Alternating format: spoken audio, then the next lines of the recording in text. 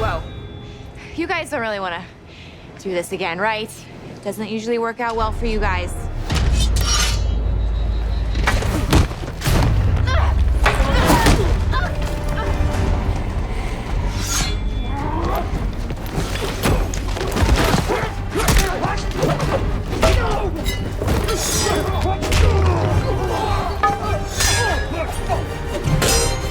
Where'd it go?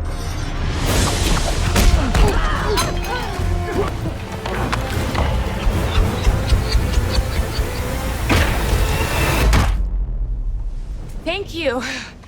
What's your name? Casey Jones. What's that? Casey Jones? Stacy Moans? Oh. Casey Jones. Hey.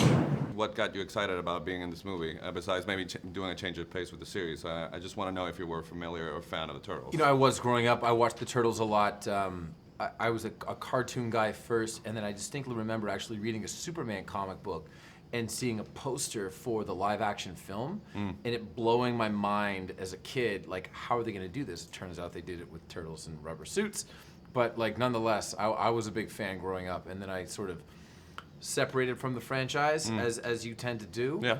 But even if I wasn't back in the second Turtles film, you know, my daughter wears her Turtles jammies like, you know, 3 nights a week. She loves them. So what is your daughter gonna? I mean, you're gonna be even cooler now that you're in a Turtles film. That's exactly right. That's the plan, right? That was the whole motivation. But I mean, this incarnation of Casey, the word vigilante gets thrown around. Did that sort of make you a little bit hesitant when offered the role, or? Well, no.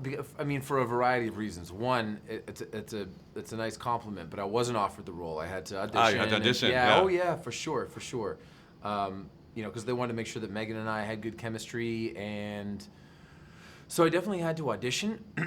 but no hesitation there, because I had met with the director and I'd spoken with the producers, and aside from the word vigilante, there's not really any similarities between Casey Jones and Oliver Queen.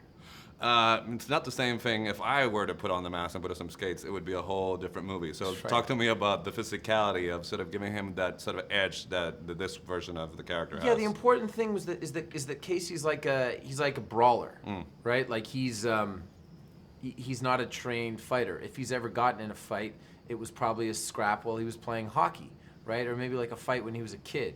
But you know, he's a corrections officer, so he has some skills.